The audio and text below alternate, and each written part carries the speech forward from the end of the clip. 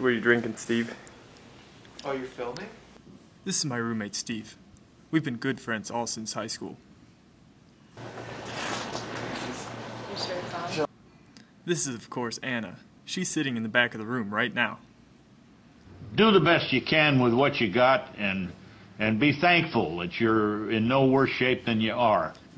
And this is Wilford Brimley. He's an actor best known for his roles in films like The China Syndrome and Cocoon. What do these three have in common with 24 million other Americans? Diabetes. Diabetes. Diabetes. Diabetes. According to the American Diabetes Association, approximately 8% of the American population have diabetes. Diabetes is the cause of more than 200,000 deaths annually. These numbers make diabetes the sixth leading cause of death in America. But what is diabetes? Well, diabetes is when the organ in your body called the pancreas stops producing insulin, which is used to convert like glucose and sugar to the energy.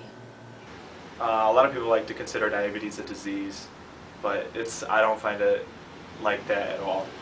I find it more of a condition, because a disease you can catch for anybody, you know, like the flu. I caught the flu from John, you know. You can't catch diabetes from someone, and especially because there's a stigma attached with the disease, so that's something I always like to stay away from. It's basically just a whole big game of balance. That's all it is. It's just balancing. When your sugar gets too high, you just really feel really sick. Like your mouth gets all chalky and watery. You get really, really thirsty. You go to the bathroom a lot. And then that's a time where you should just check your sugar and you realize you're high. And then the opposite, when you're low, you kind of feel like you're drunk. Like you get really shaky. Your heart starts beating really fast. You get cold shivers. And in order to get your blood sugar higher, you just have to eat. Okay, we're going to be checking your sugar. First, we're going to put the strip in the meter. And I put a new needle in here. Okay. So how do we do this? Okay, so I just need one of your fingers. Oh, just probably finger? your middle one. Yeah. Okay. Just gonna feel a little poke. Okay. That's exciting. And get some blood. There you go. Wow. And it waits. Okay, and you're 108, which is awesome. Normal people who don't have diabetes, blood sugar should be in the low 100s, or even under 100 is good too. But oftentimes we can go high hyperglycemic, which is like 200 and above, which aren't good numbers, and I could go below to like 40 or 50, which can make you go into insulin shock, which is also another type of like diabetic coma, where you go into involuntary seizures. So it is a very serious condition. I was diagnosed when I was 11, August 20th, 2000. It's actually my dad's 50th birthday, so happy birthday. It was a good present for him. I was diagnosed in 2001 when I was 13, so it's going to be about 8 years. Considering I was diagnosed when I was so young, I really had no idea what I was in for. I just figured it was just something I had to deal with. I didn't know anything about diabetes. The only thing that I knew was that people just took shots, and I thought that I wouldn't be able to do anything. I was constantly going to the bathroom like every single hour. I drank a lot of water, and I got really, really skinny. I ate everything in sight, but all of that food just ran right through me. And because my blood sugar was so high, it just ate away all my fat. So I was down to about 70 pounds in 7th grade. And my mom's friend came up to her one day and was like, "Oh, is Anna doing okay? She doesn't look so good."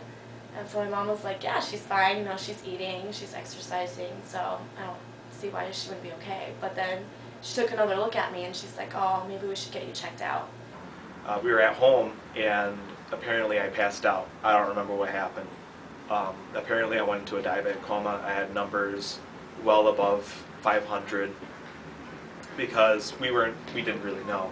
We thought something was wrong. My mom thought it could be diabetes, but we didn't think it could be anything so serious. But I went into a diabetic coma, was rushed to the hospital for, I think I was in a coma for about half a day or a day. And when I woke up, I was in the hospital. I didn't know what the hell was going on. I think my mom was more in pain of it than I was getting it, just because she knew how life-changing it would be for me, and I didn't really realize it at the time. And I was just trying to be strong for her. I think it affected her a little bit more than it did me. You know, my mom didn't make anything better because she was, wailing next to my bedside, "Oh my God, my baby!" And then my dad was like, "Oh, don't worry about it. Everything's gonna be fine. Don't worry about it." Well, taking shots, you just inject the proper amount of insulin anywhere in your body. It could be like your arms, your legs, your stomach. I had to take injections 3 times a day. So I was taking a shot, and at that point in my life, I hated shots. I was almost scared of them, but that was something I had to kick quickly. And it was just really just a burden to carry it around with me at school, or just anything that I did. I mean, that was hard, especially because you had to count your carbohydrates, like how many carbohydrates you're taking in, what you ate, and if you did eat anything extra, you had to take another shot. You could never really deviate from that, so if you were hungry, you couldn't really have anything to eat unless you had insulin on you, and then, so it was tough. This is my insulin pump, and the way that you insert this, it's called a site that you have on you, and you insert the site with a needle, then you take the needle back out, and then it's just like a tiny tube inside you. So it's just right underneath the skin. And you change that every other day. So you're not giving yourself, poking yourself with a needle every day. And then you just push a couple buttons, the proper amount of insulin that you need with any food that you take, and that's it. It gave me a lot more freedom, made me feel like I was, more normal. And I think that's something that every diabetic kind of wants to feel. I'm always attached to something, and I always have to worry about, my numbers, how much insulin I have, if I go on a trip to, wherever, let's say cross country to California or something, I need to worry about how much supplies I need, what I have to take, and stuff like that.